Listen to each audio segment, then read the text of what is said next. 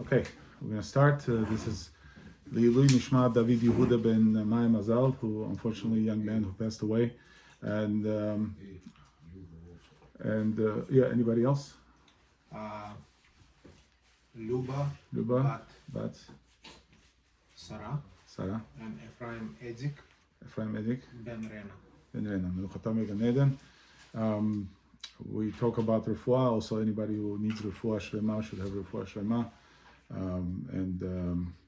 Anybody who's pregnant or gave birth or is in the hospital or have any needs should have refuah shlema. Okay, so today we're going to enter a territory that's both political, as far as what's going on in Eretz Israel, the war that's going on.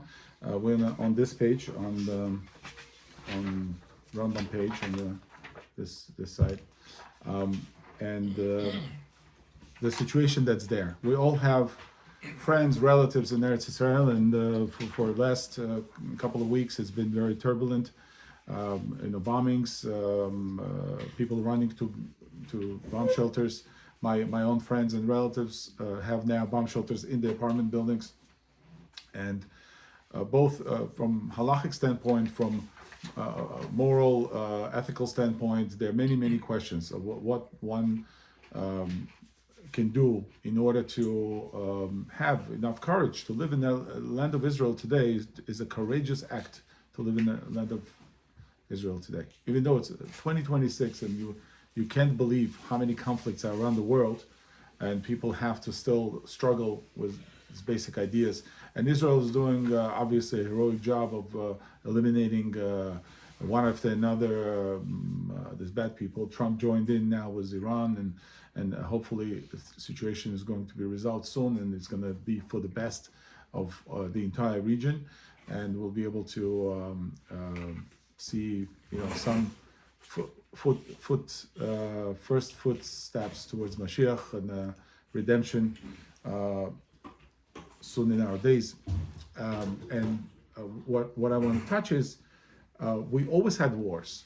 We as Jewish people had wars. Our surrounding was always filled with wars. In fact, in the Torah, that the God taking Jewish people out of Mitzrayim, the slaves that just found their freedom, does not want to take them derech eretz pedishtim, right? Because he's afraid that they're going to see milchama, they're going to see war. Ve'yashuva Mitzrayim. This is a timid people. Slave does not have much of exposure to the outside world. He only knows what he knows. In fact, the slavery is a very much discouraged by the Torah, even though it's a necessary thing at that time. Indentured servitude, in particular, where the Eved Ivri was taken into the home to work for 6 years, and the 7th year was let go free. And if he didn't want to go free, then he says, "Ahavti et ishti et banai." He says, "I have a wife that you gave me, and I have children. I don't want to leave my master." So the master brings him to the mezuzah, and pierces his ear. Why does he pierce his ear? The Rashi tells us the ozen sheshama Har Sinai libnei Israel avadim, the ear that heard in Har Sinai that to me the Jewish people will be servants, and he wants to be a servant to a servant, right? Velo avadim la'avadim. You should not be a servant to a servant. A human being is a servant of God. When you become a servant of that human being, something's wrong with you. And Jewish people coming out of Mitzrayim had a lot wrong with them, as you can see from all the occurrences and all the complaints and all the tribulations that they went through. And they were not able to psychologically put themselves in the place of courage, place of war. War requires the men to be built differently. And it takes generations for a society to develop men who are able to fight, who are able to stand in the protection of their country, of their families. And but it can be destroyed within one generation, as we saw in recent times. I mean, today's men are lesser men than they were, let's say 20 years ago, right? I mean, we've seen it in our days, where men were hardworking, grinding through, sustaining stresses. Today we have students who are changing genders and systems that encourage that kind of thing, and we have to fight against that and it's an uphill battle. Today, you send a child to a university and comes back with leftist ideas. It happened to my friends. They send their daughter to a college. They said, it's a nice college and everything. She was accepted. They were very happy. She comes back and she hates everything. She hates them. She says, I don't like you. You're this. You're oppressors. Israel is this. And it happens. Why? Because it's an ideology that persists in our environment. It's a war. We also live, not just the people in war territories, in war zones, but we also live in our own war. We have societal wars, we have cultural wars, we have population, demographic changes. Today, the more Muslims moving into this territory, and then more, people have to leave from there and find a new a place, and they struggle with culturally or religiously in that area. It could be anti-Semitism. British and French Jews, they can't walk to shul. They have to have full guards with machine guns protecting shuls. And I was listening to one of the parliamentarians in England, and says, we're the only country, he says, we're the only minority in our country that has to be protected with guns is Jewish people. No other minority needs their houses of worship protected. So it's obvious that the world is constantly swaying back and forth, and this pendulum comes around from time to time, reminding us that we're in a galut and we're not really having all the rights that we were promised. We don't have all the protections that we have, and we should try. Yeah, we should try to protect ourselves. We should be vigilant, and you have to understand things. And if push comes to shove, yes, you should be able to protect yourself. There's First Amendments and Second Amendment, if you know what I mean, and you should be ready to protect yourself and your family. But how to protect yourself, Rabbi? How? By guns? We can't. What do you mean? How are we going to protect? By fist fights? Well, first of all, you have to be ready physically. Every man, woman, child should know how to defend themselves in situations. Take Krav Maga classes, take Jiu-Jitsu classes, whatever. In that sense. Right. Have a gun too. Today, I'm a Long Island. It's not fair. We have guns. In New York City is a little tougher, but much easier now. All my friends carry. All my friends have something, and they're not intending to ever have a situation like this. But it's good. It's like in Second Amendment community say it's better to have it and not need it than need it and not have it, right? And there were situations where I remember that if I didn't have it, I would be a lot more, unsettled. When Sandy happened, I was flooded, and many people were flooded in my neighborhood. There was no 911, there's no nothing. Everything was water. And you come out and you see it's like a surreal scene. Everybody's walking around next to their houses like zombies, like people don't know what to do. There's no help. There's no electricity, all electrical wires broke. And at that moment you're thinking, and people were breaking into people's houses, garages. So you think, okay, what if some elderly woman lives there? And we had elderly women. I heard cries that night coming from far away, and I couldn't go because there were hot wires in the water and I couldn't go help. So these are situations where your courage is called up, and then you feel that you're deficient, or you don't have tools or guns or whatever it is, or you don't have ways out, you don't have a skill, you don't have ability, or you're simply afraid. So these things are very important. I believe to what you're saying. Just today in California, two guys were in a restaurant. They were talking in Hebrew, and four young kids, maybe 20 years old, they showed them on TV, punching him out to unbelievable bloodshed. So my own relatives tell me Israelis go to Europe and they don't want to show the Israeli passport. If they get second passport, so not to show Israeli passport. I can't go around with a bat, which I do. My car has a bat, and sometimes I have a small little one. Okay, so we'll discuss strategy, but what matters is that if and when you can have a chance of defending your land, and we're going to discuss this as a religious duty. We have a milchemet mitzvah, milchemet reshut. And we're defending Eretz Israel. In this case, we have the different part of Mishneh Torah where Rambam discusses Melachim and Milchamot, and he brings down this idea of a soldier. I want to talk about the soldier, and from there we'll make a segue to our own build, our own conflicts, our struggles, and see how that connects to our health, right? We all men here, and women also should know this, but we as men, we thrive on testosterone. I mentioned this several times in private conversations. I talk about it all the time. And we unfortunately have jobs that we're sitting around a lot. We eat a little, drink a little, whatever. There's not much action unless you go to a sports game or something, and maybe you'll get to have a little bit of blood pressure comes up a little bit. But other than that, we have pretty quiet lives. When something stressful happens, we need to have a response. And response, many times you have a fight or flight. Why is it called fight or flight? Some people freeze, right? It's to run away or they lock up, and some people fight. There's a funny videos where they scare people, from the corner. They make this, playful videos. Not playful. I hate them because some people get scared to pranks, right? And they scare people, and you see the responses. Some people will punch the guy, and some people will hide. Some people will scream like a girl, right? These are responses. Now, we all have this, and our nervous system is built that way. We have what's called autonomic nervous system. You have a knee-jerk reactions all over the place, right? Something happens and we'll react, whether we put our hands up or we fight or we run away or we do like this, we cover ourselves. These are our responses, and this is built into our persona, our past, many times, because many times people, let's say, they had abusive situations in life, let's say. So psychologists many times will tell you, if you raise your hand, they try to cover themselves because somebody was mistreating them or something like that.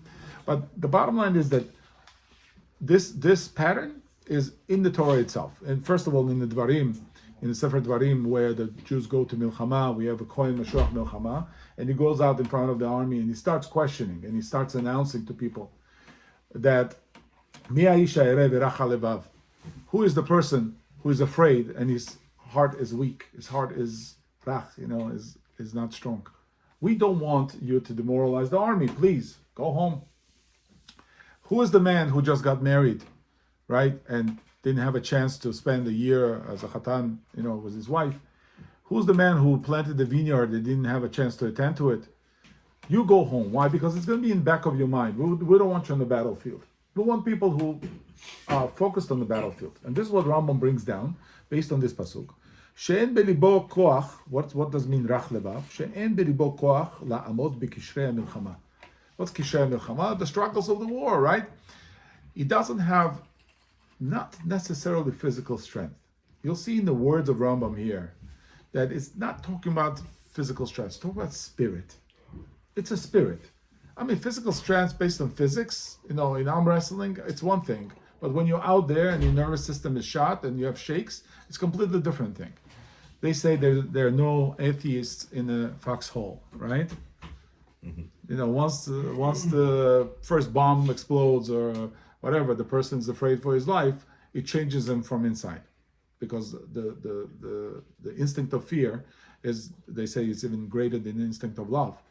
Right? Self-preservation is a very important instinct, and it's there by nature in order to protect us. But at the same time, it also doesn't work when you want to organize into an army and go attack an enemy. So Rambam says,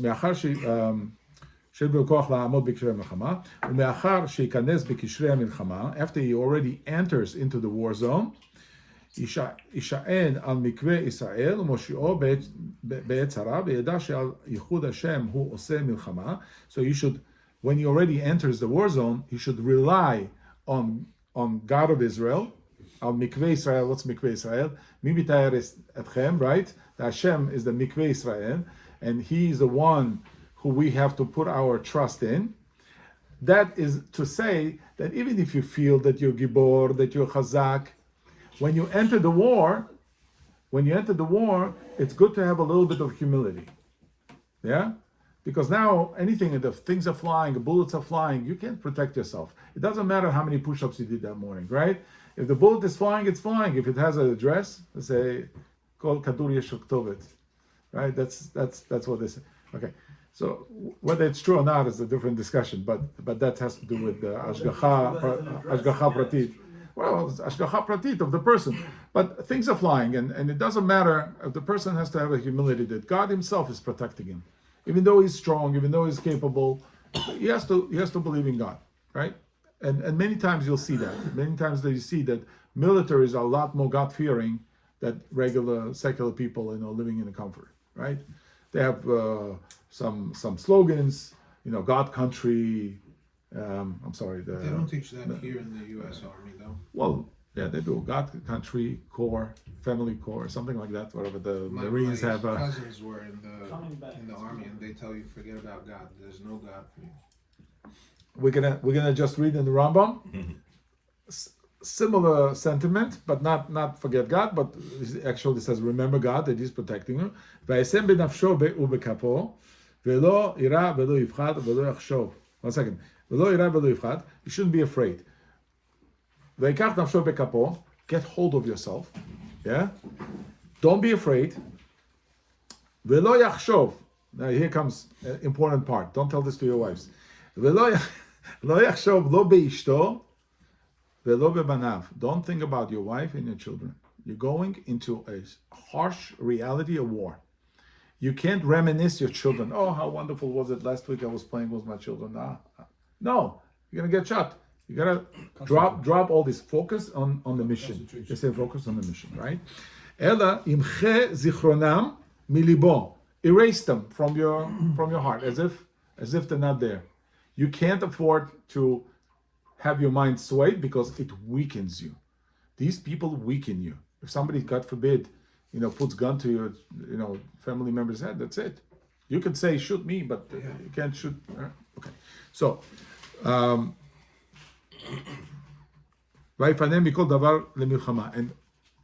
distract your mind from all other things but the war. War is your primary concern for whatever the duration of the war is.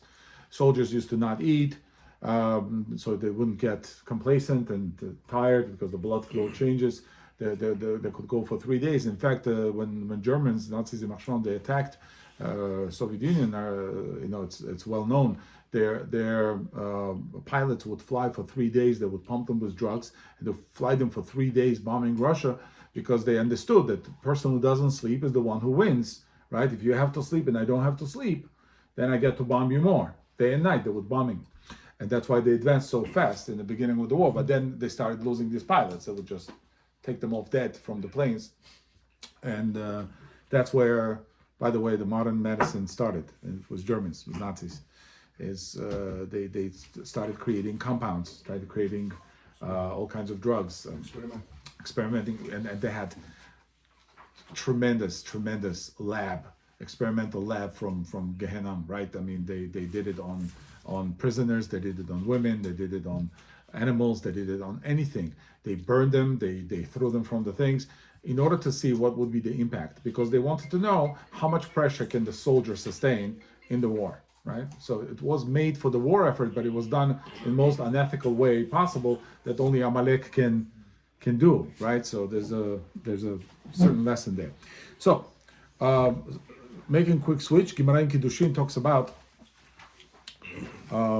about raising children, particularly boys, and says, Tani Rabbi says, En lecha umanut she'overet min ha'olam. There's no such a thing as umanut that disappears from the world. Every skill is needed. The carpenters are needed, the builders are needed, everything is needed for the world. It doesn't disappear. Ashrei mi shero'eh et horav be'umanut me'ulam. Interesting, right? Happy is the person who sees his parents having honorable profession. Now, I know what that means. I went to school. My parents were university professors, both of them. My mother, she should live long. She was a professor of Russian language and literature. My father was English, and made me very proud. Where education mattered, where money was not the thing as much, but education mattered. It made you very proud that your parents were. If your parent has a regular job, so you may not like that fact. If they're garbage collectors who have children, right? bring your parent to school to talk about this job, like, right?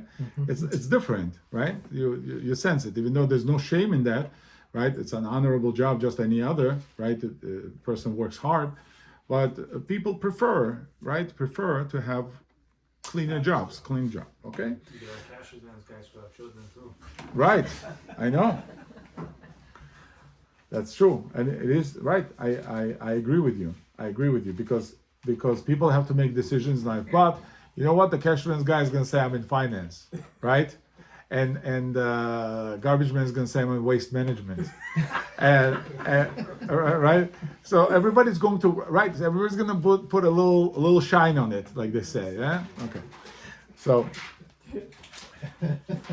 Gemara continues.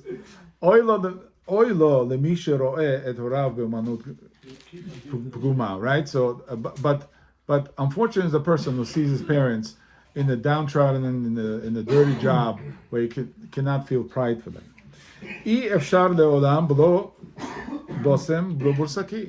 Just as well, a world cannot exist. Before we discuss professions, there's no way for world not to have garbage men, but you'd rather not have your parents as garbage men. Same thing. It's impossible for world. Below Bursaki is the one who processes leather goods, and usually it stinks. The process is not a clean process. Ashrei mishumonoto besam, and if your father is a perfumer, in a L'Oreal, he works in the L'Oreal, makes fragrances. Wonderful, right? Chemist, right? So Efshar ve'olam below zacharim. By the same token, it's impossible for a world to be without zacharim below nekevot. You see how it draws the parallel from all these things, and now we come to the core of the issue. We have to have boys and we have to have girls. A fact. You don't know who's going to be born. They're boys, they're girls. Ashrei mishe banav zacharim ve'oy lo mishe banav nekevot. Now, sounds sexist, chauvinistic, right? We want boys, we don't want girls. And in fact, in a lot of Sephardi communities, they prefer boys, Ben Zachar, they even blessed, they should have Ben Zachar. I only have boys. I can write a book on testosterone and how to make boys. But the girl is a wonderful thing. Girl is the next Akeret Habayit, is the mother in Israel. We all come from wonderful mothers that we know and that we appreciate and we love. And why do we say, Ashrei mishabanav zacharim, oilo mishabanav nekevot? What kind of thing is this to put down the girls like that?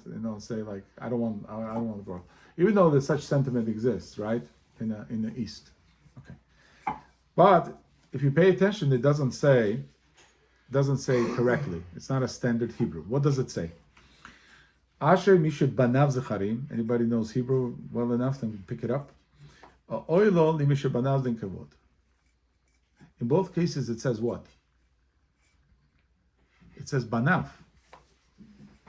Should it say banav in the second case? It should say benotav. There's a ben vebat. Banav benotav. Asher mishut banav zecharim. Oilo mishut benotav nekavot. Should be bnotav, not banav.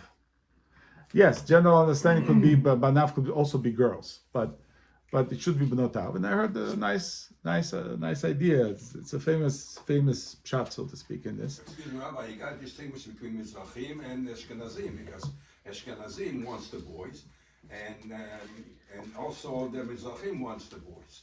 So by the way, you're mentioning something that's a problem in some communities. Let's say Hasidim have more boys and less girls in general, as a percentage being born, and they can't find wives, so they go out to other communities. They'll marry Ukrainian, Russian girls, or whatever, anything that comes, because they have too many boys. And in Litvak families, it's the other way around, too many girls. And there's a shidduch crisis when they say like 3,000 girls not married and can't find the shidduch or whatever. So there are crises like that based on simply local population. You're right, Sfaradim will have more, let's say, boys or whatever. But again, this Baruch Hashem, we intermarry today between all communities. Everything's good. My daughter-in-law, she is Ashkenaz, was the roots in Chabad and Satmar, and and she comes from Brazil. Altogether, it's a completely different soup. But people find each other, they fall in love, they build families, and Baruch Hashem, I appreciate diversity. Some people don't.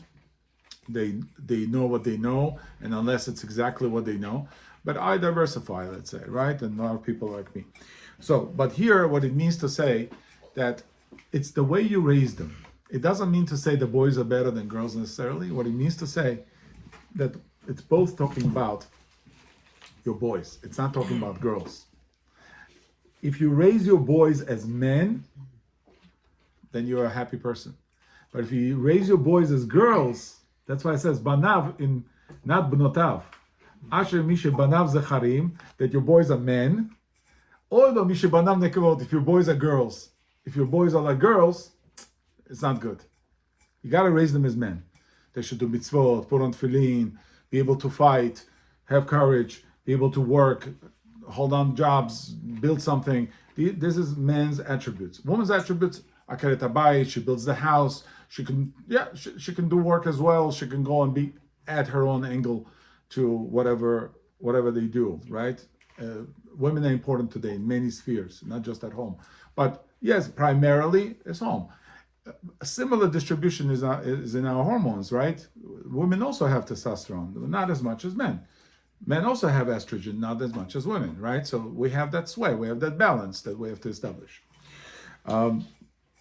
Andrew Tate famously made this whole idea very, very much, front of discussion in social media.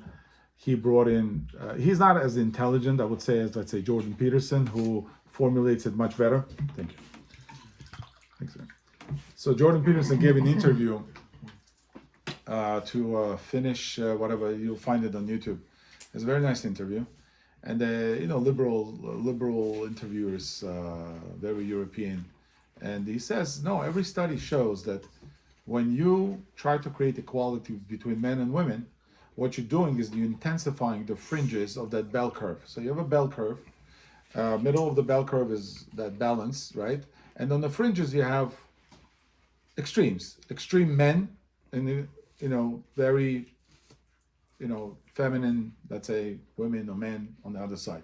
So what you're doing is you're intensifying the fringes when you're trying to create equality. Because if you take from men their ability to be men, they will get together, they will huddle together, make their little clubs, gangs, biker gangs, whatever, and they'll intensify that. Studies show that you're not accomplishing anything by trying to say,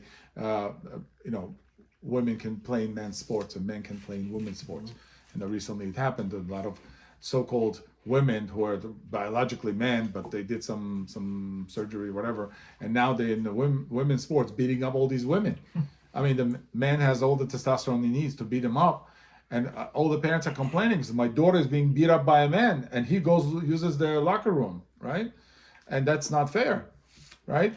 And because of the trend that of the past few years, it brought in the revolution, basically, that now the sports won't even look at anything like that because they understood how unfair it was, right? You see, this Olympics, Winter Olympics, nothing, not a talk about it, nothing. Why? Because it backfired. Long Island just the courts got involved, and men, whatever you call them, I call them cannot participate. Right, because it was really obnoxious thing that they did. So that by the same token, when woman tries to prove to men, and you can find a lot of videos of that, where a woman challenges the men to a fight in MMA or whatever, and say, I can take on the men, and you see them being thrown around like anything. It's not a good thing. It's not a natural thing to do. Now, I believe, yes, from time to time you can find a woman that can take on 10 men, particularly if they're not very strong. And you can find a man that could be so weak that but it doesn't mean that naturally that should be our tendency. And it's definitely Al Pi Torah, we encourage to keep our boundaries of our own relative species of our kind. So Marine Corps and soldiers also tried this, and the military is also another. I mentioned Nazis before, but the military is also one of these ruthless experimental platforms, because you sign a name on the dotted line and now they can pretty much do whatever they want with you. So they take soldiers and they separate them into groups and they do experiments. They'll do one thing to one group, another thing to another group. They'll have a control group and they'll see the differences. I saw some obscure study. I couldn't find it, but study suggested that men with beards have more testosterone, and as military men, they become better at shooting, fighting. They have more presence and acuity, and the military tried it out. And you remember in Afghanistan, all the guys dressed in Afghani uniforms, they all beards, and they said, "Oh, they grow it because of the religious thing." No, they were growing it because studies show that men who shaved in the battlefield, they even the sharpshooters were performing less than men who had beards. Now, it's anecdotal. I don't know if it's true, but you'll see, go back in history and you'll see every king, every male dominant, whatever society would have beards, and they would attach some kind of increased libido or testosterone to that idea. Now, and in fact, the whole world, the word of a gentleman, right? Why is it gentleman? Why is he gentle? Right? Because you're not that barbarian man with a beard, with a sword. You're a gentleman, right? So you act like this, you dress like this, and you're nice, and right. So these are some of the changes that came with different generations. So the question is, does it emerge back now? And we've been gentle too far too long, and now it's coming back now, and they're younger men who are completely lost their testosterone and lost their abilities or whatever. And on the flip side, you have a lot of emergence amongst the Muslims and Chechen men and other groups that bring up this lot of aggression, right? Right, healthy males. And they, even in MMA, they say the Chechens are so aggressive, they're ready to fight at any time, and they fight outside of the ring and whatever. Yes, that's abundance of testosterone. We mentioned that before also. But what's important here is that idea of place. Man has a place and woman has a place, even though the Torah is very understanding of that. For instance, the Torah tells the soldier that he's allowed to have certain things. Soldier is allowed to eat non-kosher food. If he's in the Milchemet Mitzvah, he's conquering Eretz Israel, right? And the Torah says that you go into enemy territory, V'ra'ita batim maleim kol tuv. And Gemara deduces from that, what does it mean, batim maleim kol tuv? You went into Chivi, Yevusi, Girgashi, all these nations, 7 nations that lived in Eretz Israel, and you saw houses filled with all the good stuff. What does it mean? It means that if you go in and you see the rotisserie pig on the spit, and the Girgashi just ran away, and he left you a rotisserie pig, enjoy. Trophy, enjoy. Mutarim lachem, Torah permits. You can sit down and have a party. Why? Because you're in a state of war. You have no other food. You came in, you conquered territory, you want to eat, you want to be satisfied. Finally, you took something, you're hungry, you're tired, you're allowed to. Eshet Yefator. Another thing that we read in the Torah, right? Eshet Yefator was David HaMelech had Eshet Yefator. Some of his children were born from Eshet Yefator, right? It didn't plan out so well because it's not an ultimate position a man should be in to take some idol worshipping woman from a battlefield and have children with her. But at the time, he was overtaken by a passion. He wants to conquer. He wants to show that he dominated. One of the ways of dominating was taking other women as slaves, as whatever. And that Torah permits as well. Right there on the battlefield. Even though some say, no, it's just for Yetzer Hara, she has to do her nails and she has to sit and cry for 30. No, this is after the first act. At least according to Rambam, he does what he does at the battlefield. And then they say, oh, now that you did, now you pay the price. You take her home and she sits. If you still want, after 30 days, that she's ugly and she whatever, and she's not taken care of, and you still want her, then fine, then you can marry her. Right? Isn't the soldier more noble if he's able to resist that?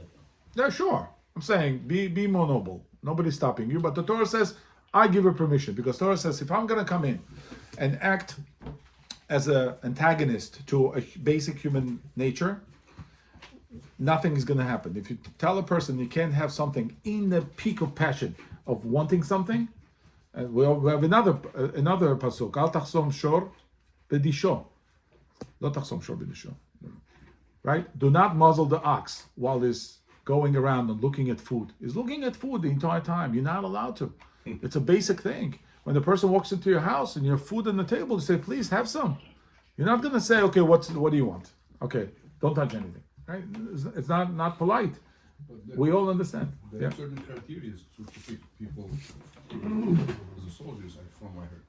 The person has to be married, the person had to have build his house. Yeah. That's what we mentioned before you came. We mentioned that. The Torah, the Kohen Mashuach Melchama goes through all these and eliminates people that are not suitable to be in the ranks of military. He has all of this already. His wife is waiting for him as a home. Yeah. Why would he bring a trophy?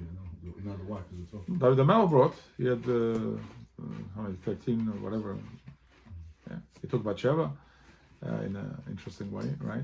You read Tanakh. It's not a simple book. One of the reasons your children don't learn Tanakh in schools is because they're going to be asking a lot of questions, right?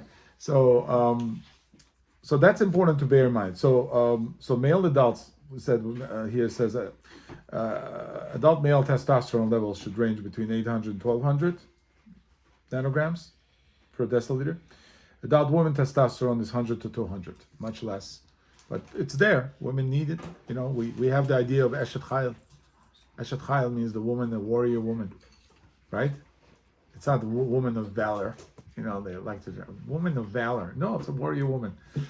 The Zina, the warrior. What was it? Warrior Zina, whatever the warrior princess. Right, exactly.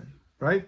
There's an idea, right? And you see many times. You'll see your wives. You'll see your mothers plug in like nobody's business. I mean, like wedding needs to be made or whatever, and all of a sudden you find them to be a lot more focused. I mean, we're like tired, we're falling off our feet. Yeah, we'll do like physical lifting, but mentally, women are present there, and I've seen that making food, making whatever, and they're building things. Men looks at that and says, well, first, men doesn't believe it's necessary. Start with that. All these things and cakes, who cares? Men doesn't care, right? But to build that, to bring that, and you make engagement, and you bring this nice. I know about Bukharis, they make the nice, beautiful things, and they bring everything packed up, and the flowers and all that. It requires focus and concentration of a being like a woman, right? It's something else. She can juggle many things, children, household, whatever, and that's why the women have to be appreciated. They're also warriors in their own environment. That's why when you step into your house, you surrender your weapons. The woman is the Akeret Habayit. She is in the house. She'll take care of you. She'll give you. I'll mention something interesting. This is an idea that you don't always hear. In the back, I'm going to send you quickly to the back on the bottom, in the back of the sheet. It says, women speak in estrogen and men listen in testosterone. Richard Rupert was Rupert and Ebert. Remember the critics? They were movie critics. So he said that, and it's a very good statement. Not that man is a weak at home. No, everybody has their designation. Man is a hero out there. Woman is at home. Man asks a question. As a nature of the man, as the essence of a man, he asks a question. He asks a question of what? Man walks around and says, what is this? Who is this one? Right? Wants to identify things. Men are interested in things. Women are interested in people. This is Jordan Peterson also. Mm-hmm. Mostly, women are interested in people. That's why women are teachers and nurses and caretakers and mothers, and right? They're interested in people. They have intuition. With one look on the child's face, they know what's wrong. One look on the father, on the husband's face, and they know what's wrong, honey. What happened? She knows it's not the same. right? Or whatever the crisis is, right? Woman asks the question, how? Pay attention.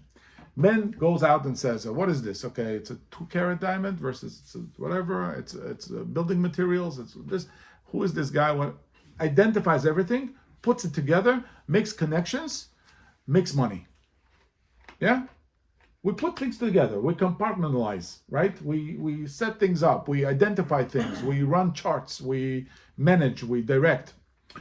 Woman says, how? How should I make soup tonight? What did you bring me? Did you bring me lamb? Did you bring me chicken? How?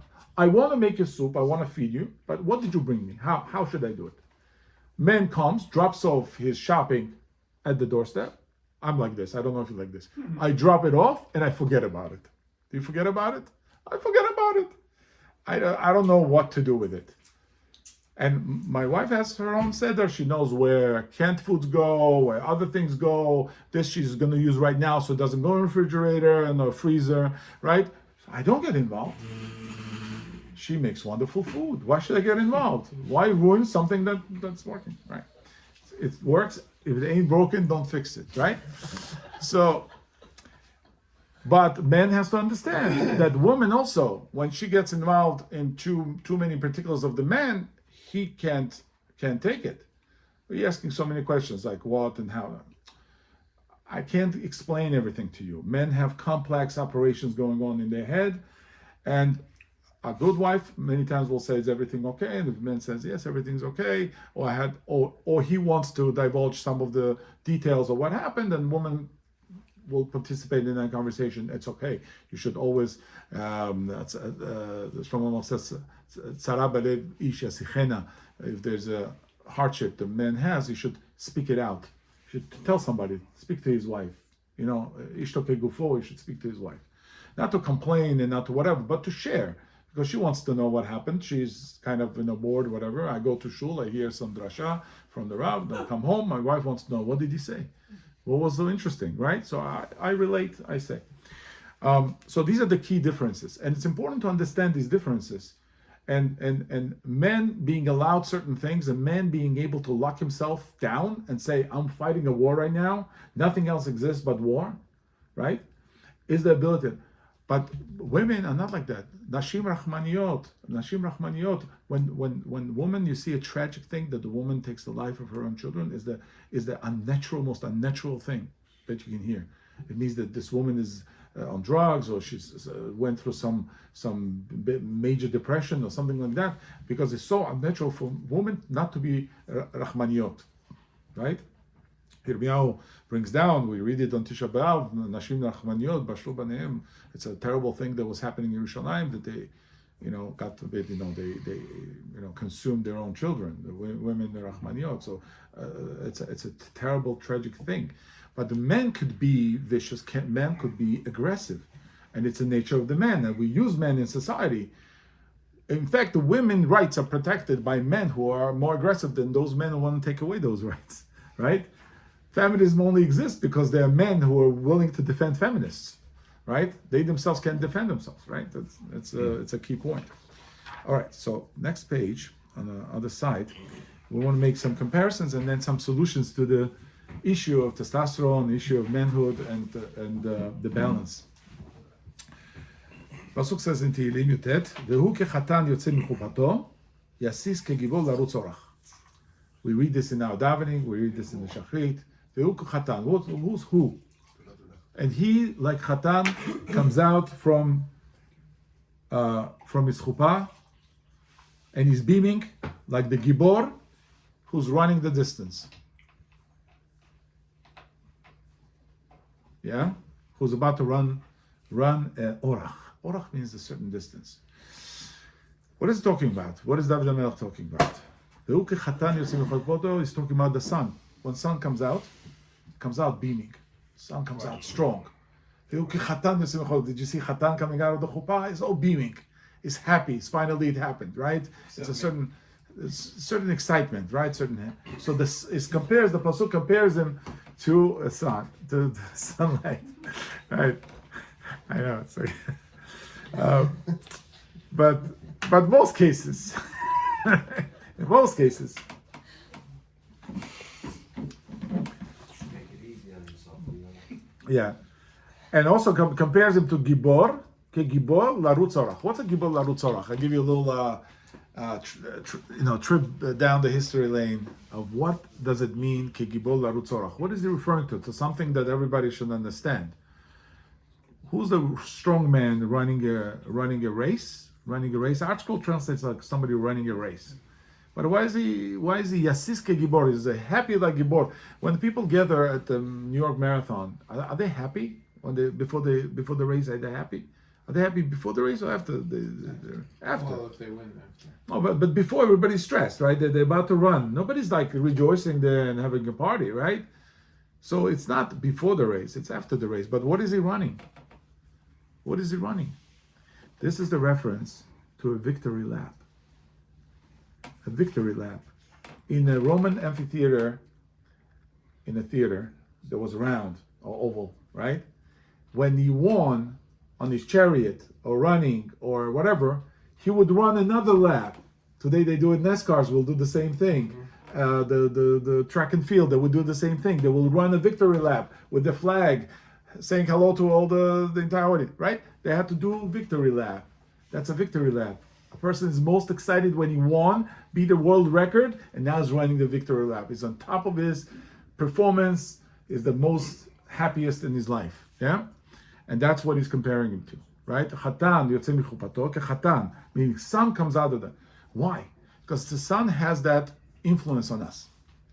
We are men because we are compared to sun, energetically, spiritually. Women are moon. Women is the force of the moon. Women have their cycle based on the moon.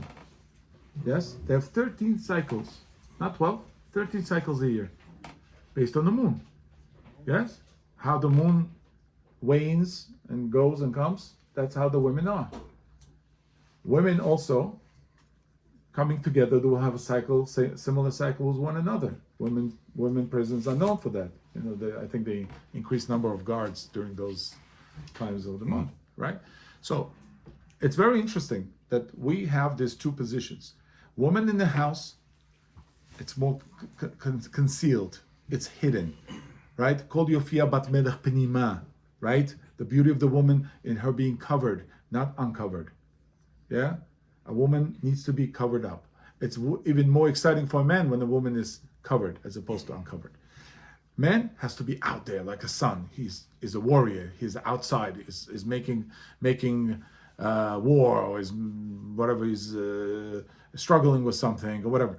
But he's outside. Man rejoices in the sunlight. He likes the daylight. He's most active daylight. Women can be cooking into the night. In fact, a lot of women were accused of being witches for that reason, because they draw from the moon energy. They did a lot of potions because every mother, she was the doctor of the family. She made all the herbs and she grounded everything, and it's not just a kitchen. Kitchen is the lab, a woman's chemistry lab. She makes all the spices and everything, and they would know what's for what. A child is a little bit sick, put this in the food, whatever, and they would poultices, and they would make all kinds of creams and other things. So many times they would accuse women of cooking up stuff, witchcraft. Yeah, and in fact, the Russian word vedьма. You know the root of the vedьма, where it comes from? There's a one word that is throughout all languages, from Sanskrit to Latin to Russian to English to. The word video comes from vida, or to vidit, vedat, vidit, right? Vini, vidi, vici, right? He came, he saw, he conquered, yeah? Vedьма is the mать, которая видит. Mother that can see. She's a seeing mother. And with some adulteration, it became into a witch. But it really was a wise woman that could make potions and heal someone. And usually they were reclusive, and they Baba Yaga and whatever was, living in the forest somewhere because she needed to be in the forest. She couldn't be in the city. All the herbs are in the forest, right? And in fact, Baba Yaga was the woman that was a wise woman that lived by herself, and people went for healing, to this woman. Remember Vanga? Vanga, remember? Mm-hmm. Yeah. So people went to her, right? She was that, that kind of woman. So what it means that sun is very good for men. Sunlight is only thing that produces vitamin D in your body. It connects with your skin, and vitamin D, being a hormone, it's a hormone, it's not a vitamin, goes through many steps until it becomes vitamin D. Vitamin D is the bone vitamin, so men need strong bones. It forms strong bones, but many other things go into the function of vitamin D. It's a precursor to many things, including testosterone. Testosterone is a very, very, very complex process. It's gonadotropin hormone is produced in testes, goes up to LH, which is luteinizing hormone produced by pituitary, and then goes down back to testes and turns into testosterone. It's a long process. And therefore, the man cannot ignore this process. If I ate a piece of meat today, it's going to take some time until it becomes my testosterone. It's not like sugar you ate and all of a sudden you're excited. No, it takes time. And therefore, the diet of a man, of a boy that you send to school, that you send to sports, has to consist of a lot of protein, a lot of fat, a lot of things that feed his basic demands of testosterone. In fact, when a boy becomes mature, 14, 15, 16, they start developing some primary sexual, signs, and Torah warns against it. We have a Ben Soreru More, a famous case of rebellious son, and points to the fact that children as teenagers, they become rebellious. It's very hard to control them. All the father and son issues arise at that time, right? I have boys I know, sometimes there's no one to talk to. There's no one there. Knock. It's the mind that moves on its own because of the testosterone. Testosterone is extremely aggressive hormone. You have to direct it. You have to give it a channel. Whether you let your son do sports or teach him some manners or teach him some patience, but he has to have an outlet. And these things are not easy.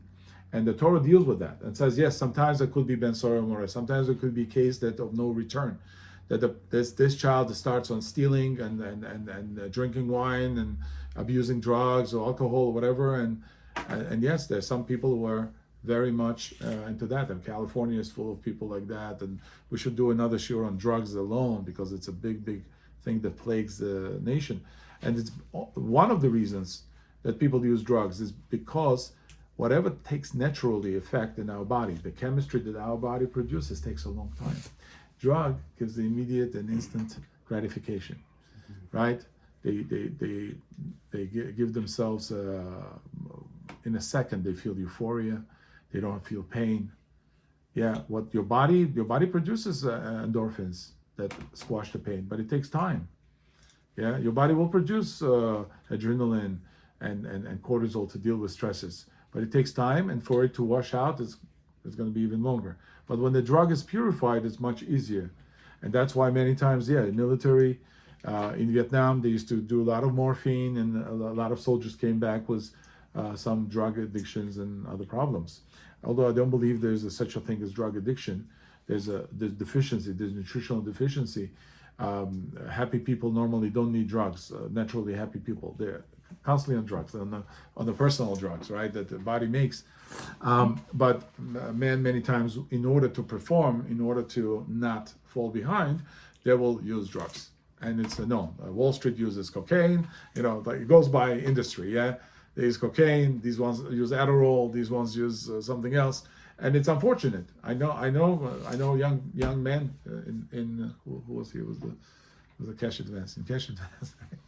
Yes, they use, why? Because they're on the phone constantly. There's a stress. There's whatever, and to cope with all of that, man has to do what we read in the first part. Man is in a state of fight. He has to clear his mind from everything else and focus on something. And when the drug allows you to focus on it, or smoking something, they have a lot of vapes and whatever, and I'm really against, even when my sons used to do it, whatever, they would vape, I would say, listen, this is worse than, do cigars, do something else, do natural cigarettes, don't do this, because this has chemicals, this has preservatives, things that you inhale into your lungs.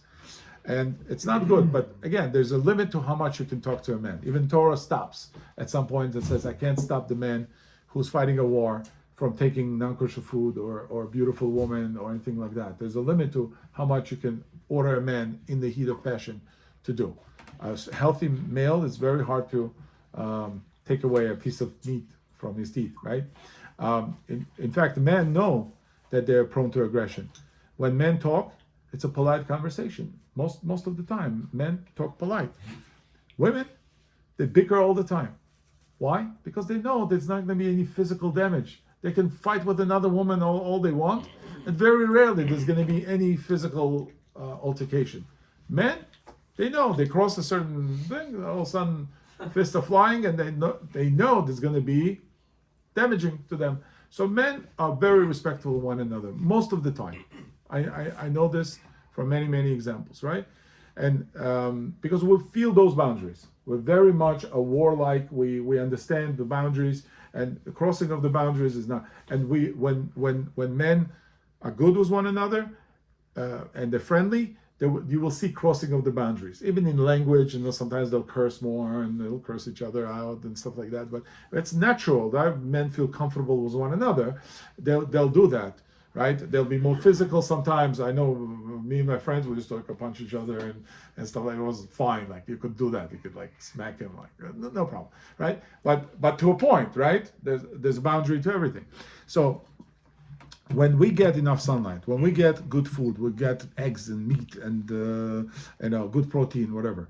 We're building something that's also curative to us. Men get healed when they have testosterone. Did you know that? If there's a sick person and he's able to get excited over anything. In fact, I've seen old men, in hospitals. One of the ways to tell that he's getting better, he starts flirting with nurses. Right? No, the nurse comes in and all of a sudden he's trying to show off and he's I can do it myself right. I've seen those mores, right? It's a good sign. It's a good sign. I can wipe myself. Well, that's one of the things. Men feels weak when he cannot walk, cannot go to the bathroom himself. Why? Because it strikes right down below the belt, literally below the belt. That's your gonadotropin or whatever. People go through prostate. I know two men now that I know very well. One is young man, younger than me, has an enlarged prostate. He doesn't know what to do, and the doctors are telling him, "Listen, if we do anything, kiss goodbye your intimacy and whatever. You're gonna have ED, and you're gonna have right." And he's afraid, so he calls me. Right? Imagine what it takes the man to call another man to tell him about personal problems, right? But he doctors are giving him only one scenario. This is your scenario. This is what insurance is going to pay for, right? And he doesn't want to. He's 45. He's 48. He doesn't want to start not having a life, So you take him through a process, and you say maybe something's happening, something's creating stress in you. There are other treatments. There's saw palmetto and other treatments for prostate that I usually will direct them. But the basic idea is the men cannot be brought down when it comes to his libido, his ego. In fact, if the woman suggests anything like that, God forbid, it's very damaging for the relationship. If the woman should always be careful not to embarrass the man when it comes to manhood. She can say, okay, listen, you didn't do this or that, you forgot about something. But to say you're not capable, you're not a man in any way, shape, or form, cannot be good for a relationship.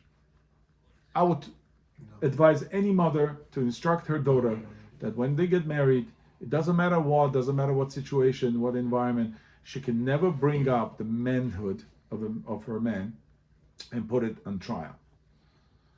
Find another way, a different word to say. right? It can never be, because men right away see an opponent. When somebody challenges my manhood, I see an opponent, and it could be my wife, it could be somebody else, but it should not be done this way. There has to be an appreciation and softness about this approach. But the daughter will be able to see it if her mother does it to her father. Sure, of course. Yeah, that's called daddy issues or whatever issues. Yeah, that's I when the witnessed daughter my, sees. my mother-in-law doing it to my father-in-law, and I mentioned that to my wife. If you do what your mother does to your father, Right. I'm gonna hang you. So it has a poor effect both on the men and women. Meaning, the boy seeing the father abused can see that he has no chance, but to go through the same idea. Or sometimes mother is abused. Many you'll see. I don't want to single out anybody, but the Irish communities, whatever, they used to come drunk and beat up their wives and whatever, and son had to grow up. Bill O'Reilly, the famous Bill O'Reilly. I read his autobiographical book, and that was his life. And he basically beat up his father and said, "You touch my mother one more time, and I'll kill you," whatever. And he walked out, and he became a famous journalist and the TV personality. It's damaging for the daughter as well, because then she feels that all men have to be like this, right? Speaking of daughters, so if you have daughters and you're little by little thinking about who they're gonna, who you would like to give a blessing, not that I'm a wrong person to ask. permission is useless anymore, but at least blessing. Yeah. So if the boy is a little bit too weak and passive, and if you teach your daughter to, let's say, be the aggressor and call all the shots and wear the pants, so to speak, that's not healthy. Not healthy. But if the man is also too aggressive and too much alpha male, that's also not healthy. Right. So we need to find the balance. That's this whole thing. I simply cannot fit. I could speak for 6 hours on this, but what I'm trying to do is give you indications of what you can in the personal life fix based on what we provide. When somebody is not aggressive enough, it means that he's nutritionally deficient as well, meaning male. If the woman women are a lot more complex. They don't just thrive on one hormone like men. They have estrogen, progesterone. They have all kinds of things happening, and it's a little bit different. But I mentioned before, men can be raised by every other man. Women have to be raised by their mother. It's very hard for a woman not to have a mother.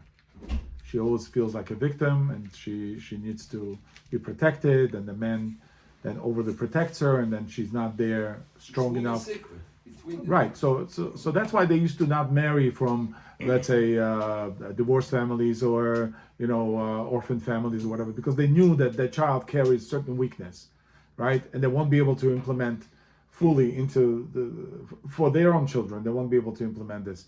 And I know many cases like this, many cases where the woman or men were brought up orphan or whatever, and they have some insecurities, and they pass this on to their children. Holocaust survivors kill the next generation. Everybody's afraid of everything. I know people who are today living in Borough Park in Flatbush, whose parents were Holocaust survivors, and they saw enemy behind every stone. They were afraid. Every time government came with anything, they were shaking. The policemen, they were shaking because it's a form of authority, right? And they passed it on to their children. And people tell me, "What do you want? I'm a child of Holocaust survivors." What are you? You're not your own person. Go figure it out. You don't have to blame anyone. They made us insecure. Yes. Right. Because they had their own fear. Right. Survival. They needed to survive. Fear itself, and they gave it to us. Right. So all that's cautiousness and quiet stepping and don't argue with anybody and whatever. I wasn't given that, even though they told you. I mean, I come from Georgia. It's different. You could be a Jew, full-fledged or whatever. But in Russia, they said to people, "Don't be quiet. Don't talk about. We change our last name. Don't mention anything. Somebody's Jewish, whatever. It was a taboo, right? And they were raised that way. I went to shul. I went on Yom Kippur, Rosh Hashanah. I went to shul. I was happy, and everybody appreciated. And we had pretty much no anti-Semitism growing up, right? But In Georgia? yeah, no, Georgians and Jews are like, you could have in my experience, even when as kids we were fighting or whatever, if you were right, you were right as a man. Yeah, there's an expression in Georgian. I'm going to say it in Georgian, and I'll translate. Katsir al katsurida sadat ginda ikilotze.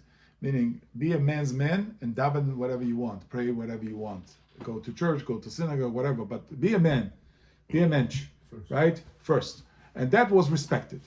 That if you're a man and you stood up for something, nobody looked at you're Jewish or not or whatever. You were right, you were right. You were wrong, you were wrong. And that's how I was brought up. But other people were not as lucky. They made fun of their religion or whatever.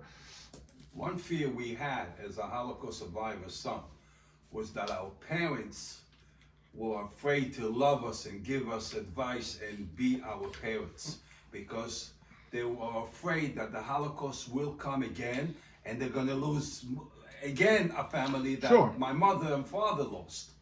Sure, Whole big family. people there locked down. And my mother Right. saw her whole family being lined up and shot to death, and she Can't blame played them. dead. That's how she survived. But her husband died next to her. So they were afraid to love us. Not love us. They were afraid to show us love. They loved us, they gave us, but they were afraid to show it. And we grew up this way. And So you can't blame them, I can't. I'm not. but you That's why understand. we gave them more love. Right, We but- gave them more love. We took care of them. Right, but you don't want to continue these stresses onto your children. I tried Right. not to. Definitely, I Right. did. Daddy, how come you never told us what my grandma used to tell you? Grandma never told us anything. She was afraid that it's going to happen again. Right. And then when you were born, she even had more fear that she's going to lose her son, her daughter, and the grandchildren. So the love was never there. Let me tell you one important point. I'll mention other things and we'll finalize. We are all who live here had predecessors. We're here because somebody made something courageous in their life. Right. Somebody survived or was able to fight. You don't know it was great grandfather or whatever who made that final decision to go, to move, or to stay, or to fight, or to marry this woman instead of that woman, whatever might have been the circumstance. But we're here because somebody else decided to survive and withstand whatever stresses. And there are many millions of billions of people who perished and nobody knows about them. They died in plagues, they died in wars, and died in whatever. So those who survived, the lucky ones that survived, they gave birth to the next generation. We are that next generation. We are carriers of that courage. We have in our genome built in whatever fears or perseverance or whatever the midot or special inclinations that we have. We can even trace it. They'll tell you, your grandmother will tell you, oh, you look like my grandfather from this side because, oh, he was just like you. He was not afraid of things or whatever. Yeah, and they told me also, oh, you're so much like I never met these people. But people who can connect the generations back and forth, they can tell you resemble that midah of that person that. So we come from courageous people in whichever way, and that's why many times they don't talk about it. Soldiers don't talk about the war because they've seen things that it's not something to tell your children or your wife or whatever. So many times they will keep quiet about it, but they did what they had to do in order to survive. You don't know what IDF soldiers saw on the battlefield. Their friends died. October 7th, these animals that came, right? These are animals, they're not people, but regular people had to put on the madim and go and fight, drop everything, drop their children, family, and go fight these animals in order for us to have some peace. Excuse me, just 2 months ago there was a policeman who, what you just said, has seen the berry, what do you call that, Moshav berry? Yeah, So he berry, went, kibbutz berry, yeah. kibbutz, Yeah. and he went and what he saw, and he saved 75 children, kids, but he committed suicide because what he saw he couldn't survive. Right. So that is And also a this weakness. is what happened exactly. So I'm soldiers just giving you got- an right. example that he saved 75, but he killed himself. He committed suicide because he couldn't take mind off to what he saw. Right. How So, the so, burning P- right. kids. So PTSD is a Yes. very strong thing. So A I'm lot just of saying, military because- yeah, I'm men just have saying that. because it happened 2 months ago. He Right. was buried. Right. So army knows about these things. They know that it's not easy, and they actually watch and control. A lot of people come back from their service on substances, on the antidepressants and other things. And by the way, that is by itself is something that I always quote this thing and mention it all the time. Amar Rav, Gemara says, Amar Rav lechia brei, to Chia his son. Al tishte sama, do not take drugs. Saying no to drugs was not Nancy Reagan. It was Rav who told his son Chia. Even those natural drugs they used to make, natural compounds, don't take drugs. Why? Because why? So the Pirush explains that, I think it's Rashi, that drugs, they establish a veset. Yesh lahem veset. Veset means they're a cycle. Drugs have a cycle. And then when you don't find them, you go out of your mind. You lose your mind. You need that drug. So don't accustom yourself to take drugs. Don't make your body dependent on drugs, on chemicals. Because once that comes in, almost nothing else can help. Regular food cannot compete with opium, cannot compete with harsh drugs. And therefore it's appropriate for a person to take everything through food. Sunlight is good for your vitamin D. Sleep, enough sleep to restore yourself, to put yourself back on your feet, to be capable, to have the muscle mass to fight or struggle or have enough fat for your brain and your nerves to be protected. Coffee, caffeine, it's not a bad idea. You know, out of all drugs that you can pick, caffeine is one of the best. It's a hepatic cleanser. It's good for your heart. 4 cups of coffee. Enjoy. Make sure it's a good coffee. It's not some. cups? Up to 4 cups, you can have no problem. After that, it becomes a little bit. got no problem with that money. You might get jittery, but coffee is an excellent choice. So yeah, again, I'll repeat. Thank you. I'll repeat the saying by Richard Roberts: "Women speaking estrogen, men listen in testosterone." Is a very important thing. It doesn't mean that men are better than women or anything like that, but they all have designated things, and sometimes they will cross. Sometimes it's helpful even. And beneficial, mutually beneficial for men and women to take over each other's tasks. We do it all the time. If the woman is sick, whatever, the man will go and maybe do dishes or whatever, watch kids, and other way around as well. I think in today's environment with some threats and constant worry about what's going to happen next. You know, I flew to Israel and now I can't fly to Israel. You're going somewhere and they constantly remind you that Turkey is fighting with America and is fighting with whatever, and always a tight situation. And in that situation, you have to have enough resources, both mental, physical, spiritual resources to cope with things. You know, Jews are being attacked. There are videos of Jews being attacked in Europe, right? Like you mentioned. And that requires you to look differently at the world, to understand what your place is, what your point of pride is, why you're fighting for what you're fighting, right? These are all things that you can pass on to your children and say, we fought for something right.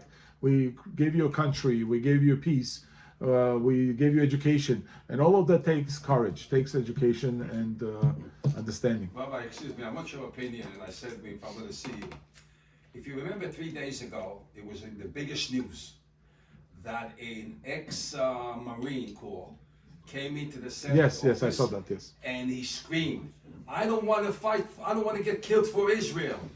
To me, it's a fear. It's going to start fearing other people's opinion, even if they don't want to.